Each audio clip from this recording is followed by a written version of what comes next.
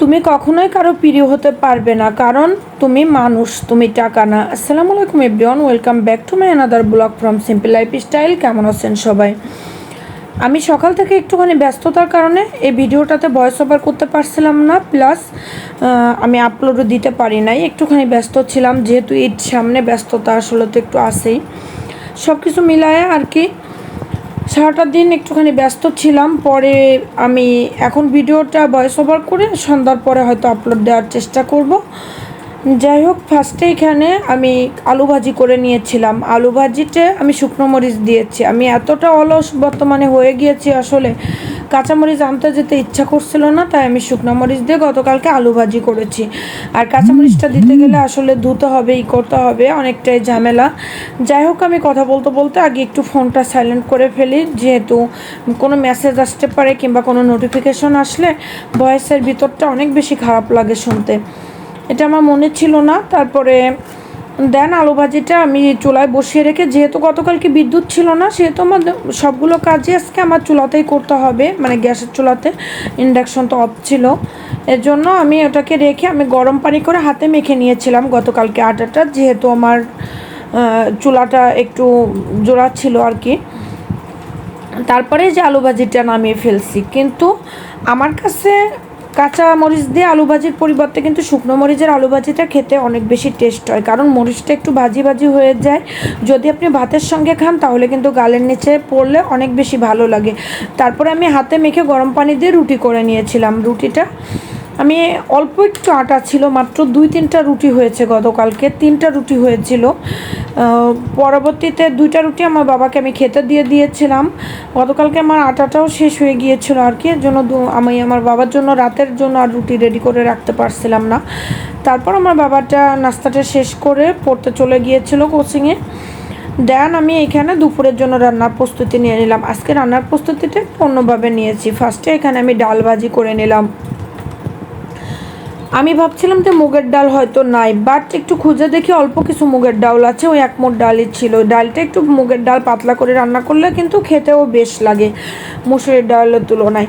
আর আমি যে মাছ এনেছিলাম, মাছের ভিতর বলছিলাম না 2টা মাছ একটুখানি নরম হয়ে গিয়েছে, তাই ভাবলাম যে এই 2টা মাছ ফ্রাই করে দিই। আমার বাবা নরম বলতে ওই নরম না, আমার যেহেতু বাসায় আসতে একটুখানি লেট হয়েছিল, তাই আমি এটাকে একটু ফ্রাই করতে দিলাম। আর এখানে পটলগুলো আস্তভাবে ভাজি করব, যেহেতু এটা আমাদের দেশি পটল ছিল। আমাদের যশোর খুলনা থেকে, আমাদের এলাকা থেকে যে পটলগুলো আসে ওইগুলোর গাটা নীল থাকে, আর এটা হচ্ছে এই এলাকার পটল।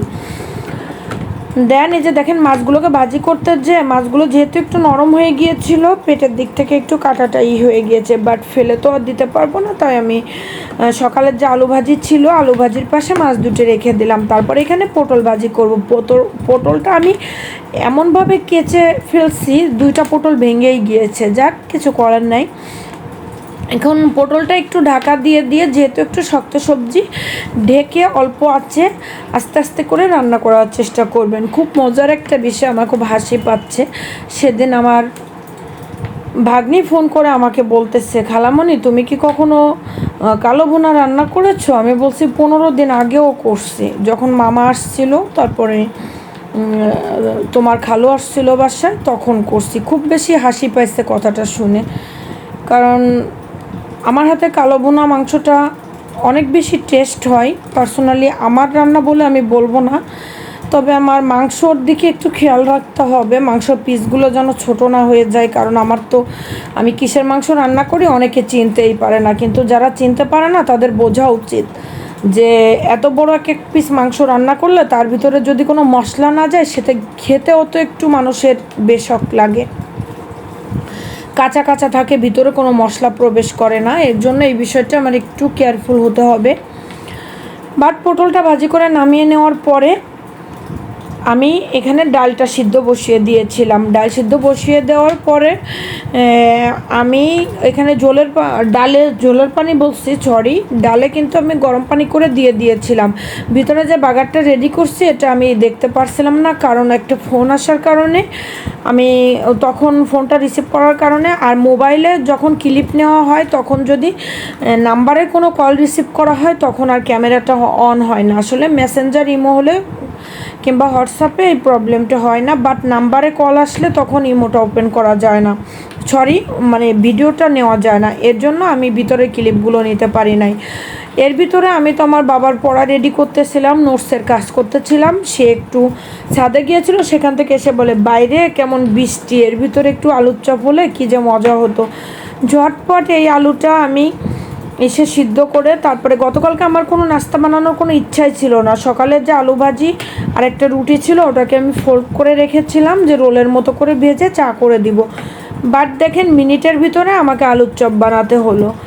আসলে বাচ্চারা ঘরে থাকলে আপনি যেটা প্ল্যান করবেন সেটা কখনো আপনার হবে না। আমি 6টা পর্যন্ত আমি আমার খাতার কাজ করতেছিলাম, এর ভিতরে আমাকে নাস্তা রেডি করতে হলো। 6:30টার সময় আলুর চপটা বানাতে আমাকে বসতে হলো।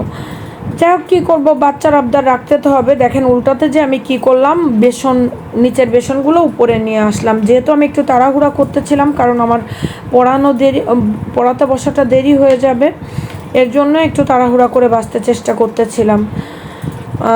এখানে আমি আলুর চপগুলো ভেজে তারপর তুলে নিব।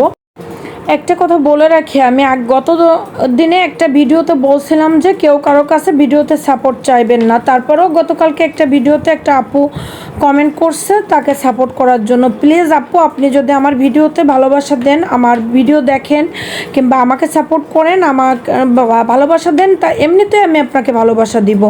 এভাবে কমেন্টসের মাধ্যমে না চাওয়াটাই আমার কাছে বেটার মনে হয়, কমেন্টস করে।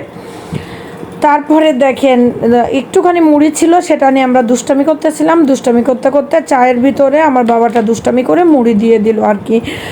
এরপর রং চা খেয়ে মা ছেলে পড়তে বসে গিয়েছিলাম। এই তো এভাবেই গতকালকে সারাটা দিন কাটলো। তার ভিতরে তো আমার ঘরে বন্যা হয়ে গিয়েছিল বলতে আমার সিঙ্কের যে টেপটা ওটা ছাড়া ছিল, পানি ছিল না যেহেতু সকাল থেকে।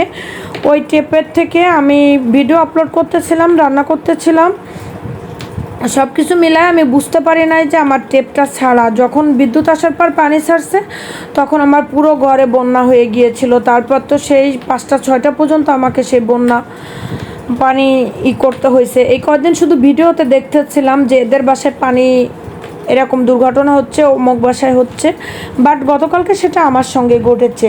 আর আপনারা যারা ঈদের ছুটি পাননি তারা দয়া করে তাড়াতাড়ি করে ছুটি নেওয়ার ব্যবস্থা করেন এবং ছুটি নিয়ে চলে যান। কিন্তু আপনাদের বাড়ির মসজিদ ছাড়া নামাজ কবুল হবে না। ঈদের নামাজ কিন্তু আপনাদের যার যার নিজের মসজিদে যেয়েই পড়তে হবে। দয়া করে আপনারা সরকারের কাছে আবেদন করেন ছুটি নেওয়ার জন্য, এটাই আর কি। নইলে কিন্তু আপনাদের ঈদের নামাজ কবুল হবে না। শুধু শুধু কষ্ট করে নামাজ পড়তে যাবেন না, সকালে ঘুমায় থাকবেন সবাই। আল্লাহ হাফেজ, ভালো থাকবেন সবাই, সুস্থ থাকবেন, আমাদের জন্য দোয়া করবেন।